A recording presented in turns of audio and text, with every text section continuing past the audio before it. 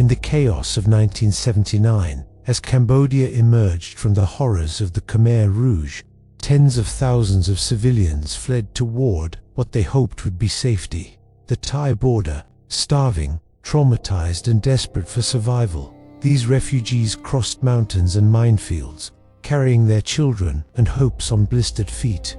But what awaited them was not sanctuary, it was betrayal. With orders traced to a powerful Thai military commander, over 43,000 innocent Cambodians were forcibly pushed back across the cliffs of Preah Vihear and into mine-laden zones below. They died in silence, their cries lost to the wind, their graves unmarked. This is not just a forgotten tragedy, it is a hidden genocide, and for decades, the world turned away. Today, we break the silence. This is the story of the Thai commander who orchestrated one of the darkest massacres in Southeast Asian history and the Cambodian souls whose blood cried justice. Part 1. Shadows at the Border. In early 1979, Cambodia was a land torn open. The genocidal regime of Pol Pot and the Khmer Rouge had just collapsed under the weight of a Vietnamese invasion. What was left behind was a broken nation, starving and bleeding, with more than 1 million dead and millions more displaced. As the Vietnamese army entered Phnom Penh in January, survivors of Khmer Rouge brutality poured out of the countryside. Their homes were destroyed, their families murdered, and their lives shattered. There was no food, no shelter, no certainty. Only one direction seemed to offer hope: westward toward Thailand. By March 1979, tens of thousands of Cambodians began making their way to the Thai border. Many had no idea that Thailand had already closed the gates. The Thai government, fearing a flood of refugees and suspicious of potential communist infiltration, viewed the Cambodians not as victims, but as a security threat. Thailand's official policy, under the military leadership of Prime Minister Kriang Sak, Chomanan, and key figures in the Internal Security Operations Command (ISOC), was to push back all refugees. But pushback took on a literal and lethal meaning. One Thai commander, whose name remains redacted in some official reports, but was widely believed to be associated with the PTT Police Territorial Task Force and Military Border Security, issued the fatal orders. His policy was simple: no Cambodian should be allowed to stay. His method forced them back at gunpoint. Not just any path, but over cliffs, minefields, and death zones. The most notorious site of this silent genocide was Preah Vihear. Situated atop a steep escarpment on the Dangrat Mountains, the ancient temple of Preah Vihear straddled the border between Cambodia and Thailand. In 1979, it became the scene of a human catastrophe. As the Thai military rounded up tens of thousands of Cambodian refugees who had made it across the border, they transported them in military trucks to the top of Preah Vihear. But this was not a rescue. It was a setup for massacre. On June 12, 1979, according to international witnesses and human rights observers, the Thai military began pushing these refugees over the edge, down the steep, rocky cliffs of Preah Vihear into a no-man's land that was thick with unexploded landmines. Many were forced to descend barefoot. Children slipped, women screamed, elderly men collapsed. Thai soldiers reportedly fired into the air, shouting for them to keep moving. When some tried to resist, they were beaten or bayoneted. The cliffs echoed with the cries of people tumbling into jungle ravines and with the thunder of hidden mines exploding below. Estimates vary, but according to human rights groups, eyewitnesses, and multiple UN and journalistic sources, at least 43,000 Cambodians died during this forced pushback at the Thai border in 1979. Some died from falls, others from mines, and many from starvation or exposure after being dumped into no man's land with no food or water. Survivors later spoke of wandering the jungle for weeks, hiding from Khmer Rouge remnants and Vietnamese patrols, stepping round corpses and sleeping beside the remains of loved ones who had been blown apart. This policy, cruel as it was, did not happen in isolation. It was part of a broader Thai military doctrine at the time, one driven by Cold War paranoia, deep anti-Vietnamese sentiment, and a desire to keep Cambodia's chaos from spilling into Thailand. But the method chosen, forced deportation by death march, crossed the line between border control and war crime. At the heart of this operation was the Thai military commander whose unit enforced the expulsion. Witnesses described him as cold, disciplined, and ruthless. He showed no emotion as he watched people being herded toward the cliffs. His men were ordered not to fire unless refugees resisted, but resistance was defined broadly. A woman who refused to abandon her sick child was beaten. A man who tried to climb back up the cliff was shot in the back. The goal was to make sure none returned. Foreign reporters were largely barred from the area, but some managed to sneak into border zones and record the aftermath. Photographs later emerged, showing blood-stained trails, discarded belongings, and dead bodies tangled in the trees below the cliffside. Western diplomats privately expressed horror, but most governments remained silent. Thailand, after all, was a US ally in the fight against communism. No one wanted to anger Bangkok, especially not when Vietnam was the new enemy. Meanwhile, the Cambodian refugees had no voice. Survivors who made it to makeshift UN camps were too traumatized to speak. Others were taken by Khmer Rouge guerrillas who still roamed the jungle, or simply vanished in the wilderness. In total, over 300,000 Cambodians attempted to reach Thailand in 1979, but less than half ever reached a safe refugee camp. The rest were either pushed back, turned away, or disappeared. By mid-1979, news of the massacre at Preah Vihear finally began to leak to the world. The Washington Post, the New York Times, and several European outlets reported on the Thai military's brutal expulsion. Human rights organizations demanded answers.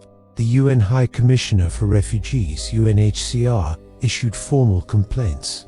Under pressure, Thailand temporarily opened several safe zones, including Khoi Dang refugee camp, to allow Cambodian civilians entry, but only after tens of thousands had already died. To this day, Thailand has never officially apologized. The commander responsible was never prosecuted. His identity remained shielded behind vague government denials and a culture of impunity. Some Thai military historians even claim the number of deaths was exaggerated, despite photographic evidence and survivor testimony. For Cambodia, the memory remains raw. Families still speak of relatives who vanished at the border. Elders whisper of soldiers with rifles and cliffs soaked in blood. A few monuments now stand in Preah Vihear, quietly honoring the dead, but no formal memorial has ever been erected by the Thai government. The tragedy is missing from Thai history textbooks, erased from official memory. Yet the truth cannot be buried forever. This event was not just a border incident. It was a deliberate, calculated mass forced deportation through lethal terrain, carried out under military orders. By international standards, it meets the definition of a crime against humanity. The use of minefields, cliffs, and starvation as tools of expulsion is not just inhumane, it is genocidal. Not in ideology perhaps, but in effect. Tens of thousands of Cambodians died, not because of who they were, but because of where they stood on the wrong side of a border, at the wrong time, under the gaze of a cold commander. In the eyes of many Cambodians today, the silence from Thailand is not just an insult, it is a second crime.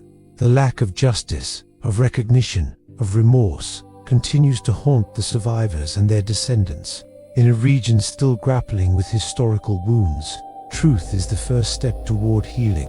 And yet, Thailand continues to bury this story, to frame itself as a victim of regional instability. But the bones at the base of Preah Vihear whispered a different tale, a tale of betrayal, of cruelty, of a genocide hidden in plain sight. In Part 2, we will uncover survivor testimonies, look deeper into the Thai military's Cold War alliances, and ask, Part 2, the death march to Preah Vihear. By mid-June 1979, the Thai border had become a death zone. While the outside world still viewed Thailand as a humanitarian corridor for Indo-Chinese refugees, behind the curtain, Thai military commanders were executing a calculated campaign of ethnic expulsion. Thousands of Cambodians, already fleeing hunger, shelling, and the horror of the Khmer Rouge, now faced a second wave of terror, this time from those who claimed neutrality. The most notorious of these operations was codenamed Operation Siam. It was spearheaded by elements of the Thai Border Patrol Police (BPP), military intelligence units, and paramilitary forces, under the command of a Thai general whose name still sends chills through survivor communities. This operation forcibly relocated tens of thousands of Cambodian refugees to a mountainous region near the ancient clifftop temple of Preah Vihear. The official justification was to relocate illegal refugees. The truth was far darker. They were being driven to the edge of a precipice both literally and figuratively. The Thai military transported thousands by trucks, packed like cattle, from refugee holding areas across Sakho, Surin, and Sisaket provinces. Deprived of food and medical care, many were already weakened before they arrived near the border. The military herded them to the mountain's edge with rifles and batons. Some were told they would be allowed to cross peacefully into Cambodian territory. But as they reached the brink of the cliff, they saw the truth. There was no safe passage, only steep drop-offs, sheer cliffs, and landmine fields. Below lay Preah Vihear temple ruins and Cambodian soil, but also the hidden remains of conflict, war debris, and mine-infested jungle. Thai soldiers began to push them forward. According to testimonies gathered later by human rights groups and survivors, gunshots rang out above their heads, warning them to move. Others were beaten if they refused. Those who collapsed were dragged or left to die. Some were shot in cold blood. Others leapt to their deaths to avoid the terror behind them. The cliffs of Preah Vihear became a killing field in the sky. In a single 48-hour period, more than 40,000 Cambodians were pushed into the mine jungles below. Thousands died from the fall alone. Others were torn apart by anti-personnel mines, many of them left behind by past wars between Cambodia and Thailand. Women carrying babies, elderly men too weak to stand, and entire families vanished into the trees. Thai soldiers stood above, watching. Some laughed, some snapped photographs, others simply turned their backs. It was not a war, it was an ethnic purge by convenience. Thailand wanted the problem gone, and Cambodia was too broken to resist. The world remained mostly silent.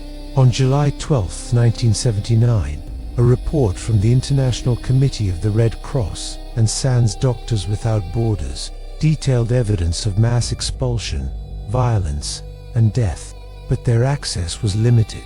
Survivors who made it back into Cambodian-held territory near Preah Vihear or Adar Mianchi were barely alive. They brought word of what had happened, of what Thailand had done, of mothers who dropped their babies over the cliff, hoping they'd land softly, of families vaporized by landmines as they stepped forward, of bodies tangled in jungle branches, hanging like tragic warnings for those who followed. What made the event even more horrifying was that it was not an isolated incident.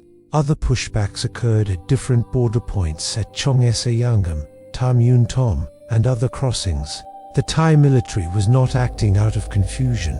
It was executing a pattern of expulsion based on internal policies aimed at removing all undesirable Cambodian presence. In Sakho, survivors reported being locked inside trucks with no ventilation, then dumped near minefields at night. In some cases, Thai soldiers opened fire on columns of refugees, forcing them to flee in panic into unknown terrain.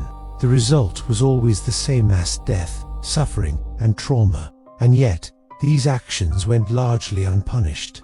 The Thai commander who oversaw the Preah Vihear expulsions, known in survivor circles as the Butcher of the Cliffs, was never tried. He was even praised internally for securing the border. Thai government spokesmen at the time denied any wrongdoing. They claimed that Cambodians were being escorted safely, and that casualties were the result of the border conflict, not intentional harm. but the evidence was overwhelming. American journalists embedded near the border in 1979 documented mass movements, and UN officials began referring to the death march to Preah Vihear. In internal reports, photographs smuggled out by aid workers showed bloodstains on cliff rocks, bodies torn apart by explosives, and makeshift graves filled hastily with dirt. One survivor, a teacher from Battambang named Visna, described the horror. "I was carrying my son on my back. When we reached the edge, I saw bodies everywhere. The soldiers shouted at us to jump. I told them I couldn't. They raised their guns. I kissed my son and prayed. Then I ran. I don't remember hitting the ground. I only remember waking up covered in blood. My son was gone." The emotional scars ran deep. Survivors were not only traumatized physically, they were shunned by their own people, often considered cursed for having escaped. Thai officials denied them any legal protection, and few records were kept. As years passed, the number of victims faded from official memory, but survivors never forgot. Cambodian historians estimate that between June and August 1979, at least 43,000 Cambodian civilians were forcibly expelled and either killed or left to die.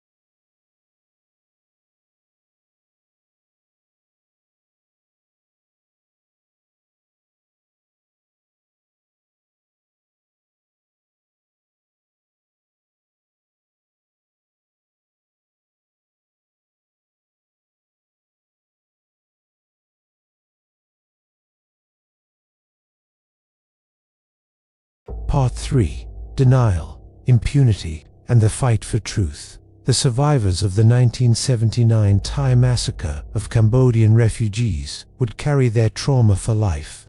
Those who lived to tell the tale spoke of babies torn from their mothers' arms, of forced marches over landmines, of cliffs smeared with blood and silence. But as Cambodia mourned and rebuilt in the shadow of genocide, the world turned away. Thailand, emboldened by Cold War alliances and protected by geopolitical silence, escaped international scrutiny. No commander was ever prosecuted, no memorial was ever built, and no apology was ever offered. At the center of this silence stood the man Cambodian refugees came to call the Butcher of Preah Vihear, the Thai PTT commander who orchestrated the deadly deportation of tens of thousands of Cambodians. His name remains controversial, largely absent from international records, but his legacy is known through the tens of thousands who died under his orders. According to Cambodian survivor testimonies, Thai soldiers under his command rounded up refugees in trucks, drove them to the edge of death, and forced them to walk into the mine-infested Cambodian border. Those who hesitated were beaten, those who resisted were shot, and those who fell, especially children and the elderly, were left behind, trampled by others in the forced march. This was not an isolated incident. Multiple camps across the Thai border participated in what appeared to be a coordinated purge of Cambodian refugees. And yet, while the international community had cameras and NGOs, in some camps like SAKO, others were hidden. Some were secret military sites where no international observers were allowed. These were the places where the mass deportations occurred, and they are also where the dead disappeared.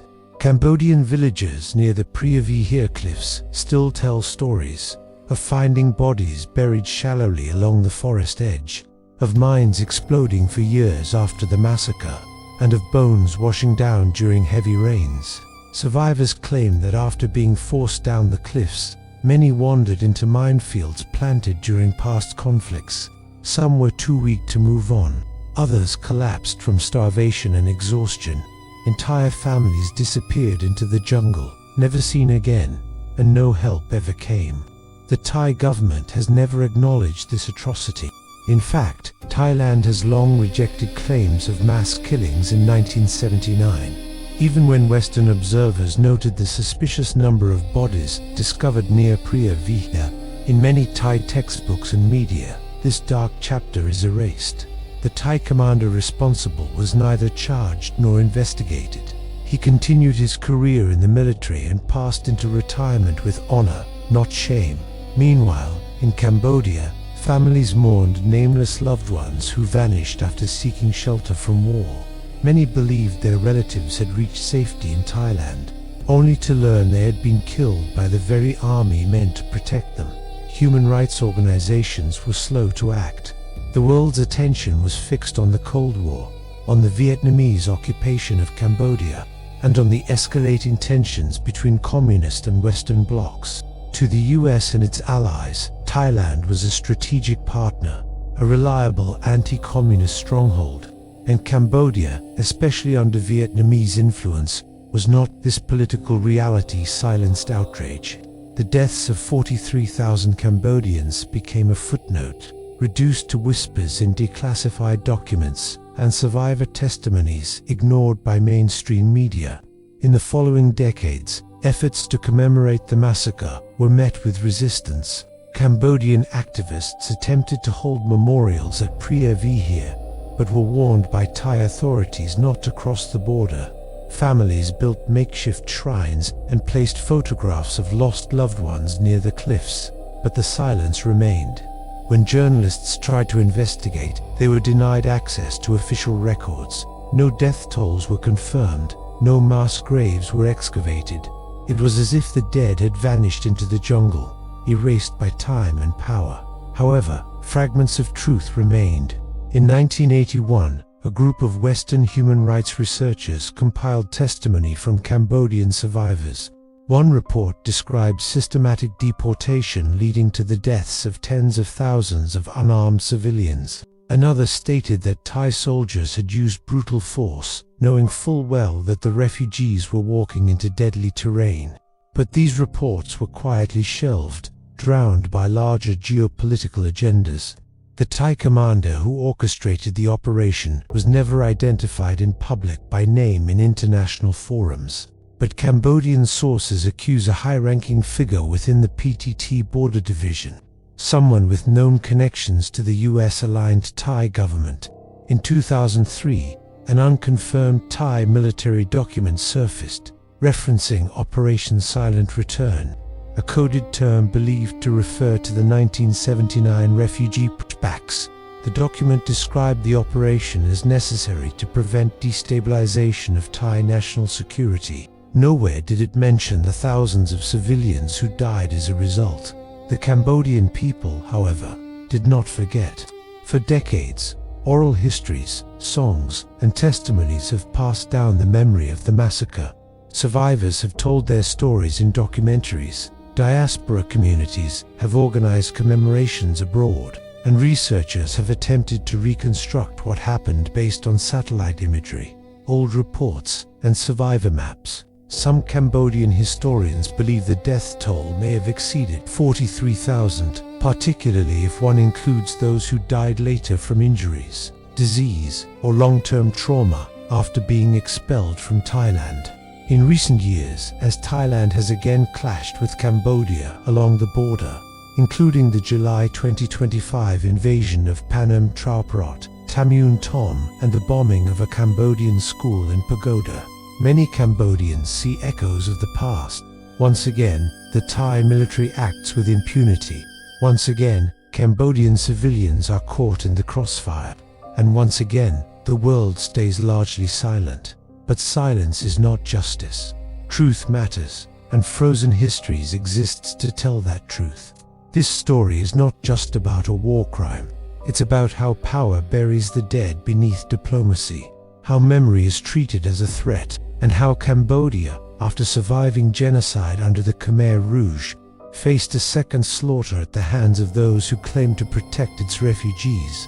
We end this story by honoring the voices of the survivors, the mothers who lost children, the elderly who walked into the night and lived, and the Cambodians who still mourn at the cliffs of Preah Vihear. We also remember that no nation, no military, and no commander should be above justice, especially when the blood of the innocent stains the land where no apology has ever been made. Until next time, stay safe, and see you in the next history.